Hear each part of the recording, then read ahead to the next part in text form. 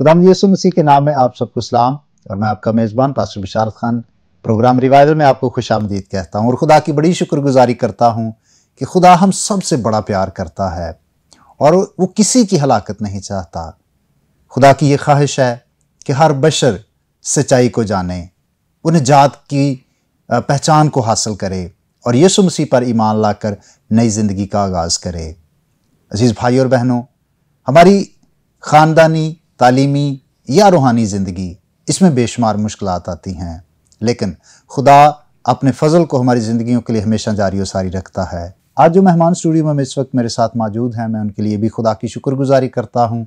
और आप Hoshana TV पर इनको बहुत जल्द नए प्रोग्राम के साथ भी देखने वाले हैं।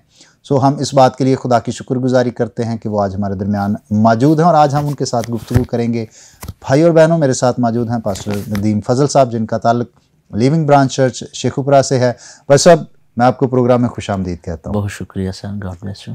और मैं चाहता हूँ कि प्रोग्राम के आगाज़ में आप हमारे लिए भी और तमाम देखने वालों के लिए भी दुआ में रहनुमाई करें। जी, खुदा बाप यीशु मसीह के नाम में हम तेरे शुक्रगुजार हैं आज के सुबह के वक्त के लिए, इस खुदा खूबसूरत वक्त के लिए दिल से तेरी शुक्रगुजारी करते हैं।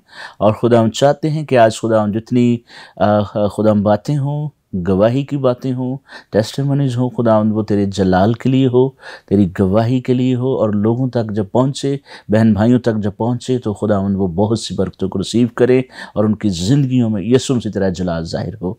बड़ा फजल कर, बड़ी रहनुमाई फरमा, होशना टीवी को बड़ी बरकतों से मामूर कर, यीशु मसीह के नाम में, आमीन आमीन। Pastor once again thank you so much, आप हमारे स्टूडियो में तशरीफ़ लाए। और ज़रूर मैं चाहता हूँ कि अपने बारे में बताएं कि आपका ताल्लुक़ कहाँ से है और ख़ास तौर पर यह है कि जो आपका बचपन है वो कहाँ पर गुजरा। जी, गॉड ब्लेस यू सर। मैं खुदा की शुक्रगुजारी करता हूँ होशना टीवी के लिए, आपके लिए, और ख़ूबसूरत प्रोग्राम रिवाइवल बेदारी के लिए, और ख़ास तौर से खुदा की शुक्रगुजारी करता हूँ जिसने ये मौका फ़राहम किया है। तो सर, मेरा बचपन जो है वो तो बड़ा मुश्किल था, क्योंकि मैं 8 साल का था जब मेरे वालिद इस दुनिया से रुखसत हो गए। तो मेरी वालदा ने एक बड़ी कुर्बानी दी कि उन्होंने, हम 3 बहन भाई थे, तो उन्होंने ये फ़ैसला लिया कि मैं अब शादी नहीं करूँगी। नौजवान थी, तो उन्होंने घरों का काम करके हमें जो है तरबियत दी, स्कूल भेजना शुरू किया। तो खैर वो उनके जो बैकग्राउंड था वो रोमन कैथलिक था, इसलिए हम भी उस तरफ ढल गए, उसी तरफ चले गए। तो वही तलीमात मजहबी तौर पर सीखते रहे, सारा कुछ वही। तो खुदा ने मुमकिन किया कि हमारे जो ननाल थे वो एक गाँव में रहते थे, वहाँ से मेरी वालदा ने फ़ैसला किया कि हमारी खाला गुजरनावाला में रहती थी, उनके पास आए। तो फिर हम शहर में रहने लग गए। तो पढ़ाई का सिलसिला तो मुनक़ता हो गया, तो मुझे फिर काम करना पड़ा अपनी फैमिली के लिए, छोटे बहन भाइयों के लिए। तो खुदा ने मुमकिन किया कि दोबारा से ये मुमकिन हो सका, काम के साथ साथ कुछ साल बाद, कि मैं दोबारा से अपना तलीमी सिलसिला शुरू कर सकूं। तो मैं दिन में जो था वो काम करता था और शाम को 5 बजे छुट्टी के बाद एकेडमी जाता था। अब जब मैं एकेडमी जाता था तो वहाँ मैट्रिक की तैयारी कर रहे थे हम। तो एक शख्स वहाँ मुझे मिल गया, नौजवान, वो भी उसकी मैट्रिक में कम बाढ़ आई हुई थी। तो उसके साथ जब मुलाकात हुई तो मैं जुस्तजू में तो था ही कि खुदा की तरफ बढ़ रहा था किसी न किसी ज़राए से। रोमन कैथलिक से सिलसिला जो था टूट चुका था, लेकिन किसी हद तक जुड़ा हुआ था भी, कि बाबूजी आते थे लेकिन हम चर्च किसी और जाते थे, कोई और जो थी डिनोमिनेशन चर्च था। तो उनसे जब मुलाकात हुई, खुदा ने उन्हें बड़ी बरकत दे रखी है। मेरे बड़े ख़ास दोस्त हैं आमिर इकबाल साहब, आप भी उनको जानते हैं। उनके वसीला से मेरा बपतिस्मा हुआ 2010 में। गालबन दिसंबर का महीना था, बहुत ठंड थी, लेकिन उन्होंने कहा कि जाना है, तौबा की और बपतिस्मा लिया। और फिर 2011 में उन्हीं के वसीला से खुदा मुझे सेमिनरी में ले आया। बस अब ये बहुत हौसला अफजा बात भी है, और कई दफ़ा जब हम इस तरह के फैमिली क्राइसिस में से गुज़रते हैं, माली मुश्किलात होती हैं, मुआशरती बड़ा प्रेशर होता है, और अक्सर बच्चे ज़िंदगी की डायरेक्शन को नहीं समझ पाते, ज़िंदगी के मकसद को नहीं समझ पाते, क्या करना है, कैसे आगे बढ़ना है। जी। ऐसे हालात में साथ काम करना, पढ़ना, ये शौक दोबारा पढ़ने का शौक कैसे पैदा हुआ? जी सर, बहुत शुक्रिया। दरअसल पढ़ने का शौक़ मुझे बचपन से बहुत था, लेकिन जब शहर में आए तो ना अपना घर था। खाला ने कुछ महीने सपोर्ट किया, लेकिन फिर हमें अलग घर लेना पड़ा।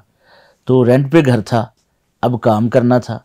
तो कुछ साल तो ये समझ ही नहीं ना, ये करना क्या है। वो आप बता रहे थे कि डायरेक्शन समझ नहीं आती, किस तरफ जाना है। फिर ऐसे हालात में आपको पता है, रिश्तेदार और दीगर लोग तो बिल्कुल ही भूल जाते हैं। खैर मैं तो किसी को जो है इल्ज़ाम नहीं देता, खुदा का खादम होते हुए, लेकिन ऐसे हालात में आप समझ सकते हैं कि तमाम लोग जो हैं वो भूल जाते हैं अपने ऐसे अजीज़ों को। तो चंद साल तो बिल्कुल समझ नहीं आई, मुझे भी डायरेक्शन की समझ नहीं आ रही थी। लेकिन जैसे ही मैं बड़ा कुछ खुद से फैसले करना शुरू हो गया, तो मुझे समझ आई कि पढ़ाई बहुत ज़रूरी है। शौक़ था, मैं नावल, किताबें और दीगर जो भी मुझे मेरे सोर्स में थी चीज़ें पढ़ता रहता था। जहाँ कहीं अखबार मिला पढ़ना शुरू कर दिया। तो पढ़ाई का मुझे बड़ा शौक़ था। तो खुदा ने ये मुमकिन किया कि मैं वक्त के साथ साथ, काम के साथ साथ दिल में ये बात आई, एक सोर्स मिल गया। अकेडमी क्रिश्चियन भाई थे जो पढ़ाते थे, उनके पास बड़े स्टूडेंट आते थे। तो मुझे भी मतलब कि उनसे बात हो गई, तो उन्होंने कहा कि नदीम भाई आप आ जाया करें। फिर मैं रोमन कैथलिक में बहुत सारी चीज़ें जो मैं नहीं कर पाया था, लेकिन जैसे ही बैप्टाइज्ड हुआ तो मैं फिर निकल के जो है खुदा की तरफ बढ़ा। तो ये ख़ास फजल है खुदा का कि खुदा ने रास्ते खोलना शुरू कर दिए मेरे लिए, बढ़ना शुरू हो गया मैं। तो अच्छा, खिदमत के आगाज़ में आसानियाँ थीं, मुश्किलात थीं, क्या कुछ था? जी बड़ा टफ था, बड़ा ही टफ था। मेरे लिए एक फ़ैसला करना बड़ा टफ था। मेरा भाई जो है, मैंने उसे फ़ौज में भर्ती करवा दिया, एक ही भाई है। तो अब पीछे जो थी वालदा और बहन अकेली थी। यहाँ आना, सेमिनरी में आना जो था वो बड़ा टफ था, बड़ा मुश्किल था। लेकिन खुदा ने ये कुव्वत दी, वालदा के साथ बात की, तो फिर उन दोनों को अकेले छोड़कर मैं सेमिनरी आ गया। तो फिर जब मैं सेकेंड ईयर में था तो फिर मैं वापस गया, और उस वक्त हमारे टीचर अनस साहब होते थे, तो उनसे मैंने छुट्टी ली महीना भर की कि मैं जाना चाहता हूँ। तो फिर भाई की शादी की। भाई की शादी के जो है बाद उनको क्वार्टर मिल गया फ़ौज में, तो वो फिर वालदा और बहन को साथ ले गए। तो मैं काफ़ी ज़हनी तौर पर जो है वो मुतमिन हो गया कि अब मैं आसानी से सेमिनरी को कंटिन्यू कर सकता हूँ। तो टफ़ था, बड़ा मुश्किल था सर खिदमत में जब आ रहे, लेकिन खुदा ने ये कुव्वत दी, फजल किया कि मैं फ़ैसला कर पाया। लाहौर बाइबल इंस्टीट्यूट में 3 साल तक खुदा के कलाम को सीखना, ये कैसा एक्सपीरियंस था? जी बिल्कुल, मैं चूँकि बैकग्राउंड रोमन कैथलिक था, और मैं समझ सकते हैं आपके ख़यालात वैसे थे। जब यहाँ आया तो बैप्टाइज हो चुका था, तो तौबा कर चुका था। तो मेरी तब्दीली का जो वसीला बना सर, वो 10 हुक्म थे। किसी बंदे ने नहीं सिखाया मुझे। मैंने जब 10 हुक्म खरूज 20वें बाब में पढ़े, खरूज 20वां बाब पढ़ा, तो चूँकि पढ़ने का शौक़ था, तो बाइबल तो खुदा का कलाम है, तो इसके साथ लगाव मेरा बचपन से ही था। तो मैंने जब पढ़ना शुरू किया, तो खरूज 20वें बाब में मैं और बार बार पढ़ता रहा उसे कि क्या मैं ठीक कर रहा हूँ मरियम बात वाले मामले में, दीगर चीज़ों में। तो जब मैंने इसको पढ़ा तो मैंने फिर तौबा की। खुदा ने, मैं यकीन से, ईमान से कहता हूँ, खुदा ने मेरा दिल खोला, मेरे ज़हन को खोला खुदा ने, और मुझे ये समझ बख्शी। मैंने तौबा की, और वहाँ से मेरा जो सिलसिला शुरू हो गया। और LBI में जब आया तो पहले तो ये कांड छांट हुई पहले साल में, क्योंकि प्रॉपर एक स्टडी नहीं थी। फर्स्ट ईयर में ये कांड छांट होती गई। तो खुदा के फजल से फिर सेकंड ईयर में तो खुदा ने बड़ी समझ बख्श दी, बड़ा फजल। मैं फिर रात को मेरे एक टीचर जो अक्सर रात को हॉस्टल में विज़िट करते थे, तो वो आके देखते कि रात को मैं 1-1 बजे तक पढ़ रहा था, 2-2 बजे तक पढ़ रहा था। हालांकि अर्ली मॉर्निंग हमें मॉर्निंग प्रेयर 4 बजे आना होता था, 5 बजे सर्दियों में, और 4 बजे आप समझते हैं कि गर्मियों में हमें आना होता था। लेकिन मैं फिर भी 1-1 बजे तक पढ़ रहा होता था, तहकीक कर रहा होता था। तो फिर उन्होंने ये क्लास में कई बार गवाही दी कि एक बच्चा है इस क्लास में जो रात को 1-1 बजे तक पढ़ता रहता है।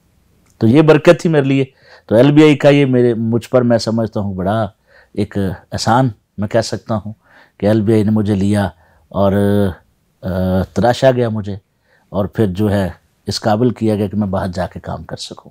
तो भाई साहब, सेमिनरी के बाद खिदमत के सिलसिले पे भी हम बात करेंगे, लेकिन अभी वक्त हुआ एक ब्रेक का। अजीज़ भाई और बहनों, हमारी गुफ्तगू का मकसद किसी को भी हर्ट करना नहीं है, ना ही हम किसी के ख़िलाफ़ हैं। हम ये इनकरेज करना चाहते हैं कि आप किताब मुक़द्दस बाइबल को समझिए और जो तालीम बाइबल देती है उसके मुताबिक चलें। और किताब मुक़द्दस बाइबल हमें साफ लफ्ज़ों में ये सिखाती है कि तू अपने लिए कोई तराशी हुई मूरत ना बनाना। खुदा के खादम के साथ मज़ीद गुफ्तगू करेंगे और उनकी खिदमत के बारे में भी जानेंगे, उनके एक्सपीरियंस के बारे में भी जानेंगे, खुदा के फजल को भी देखेंगे जो उनकी ज़िंदगी पर हुआ। लेकिन यहाँ पर वक्त एक ब्रेक का, कहीं मत जाइएगा, देखते रहिएगा होशाना टीवी। God bless you.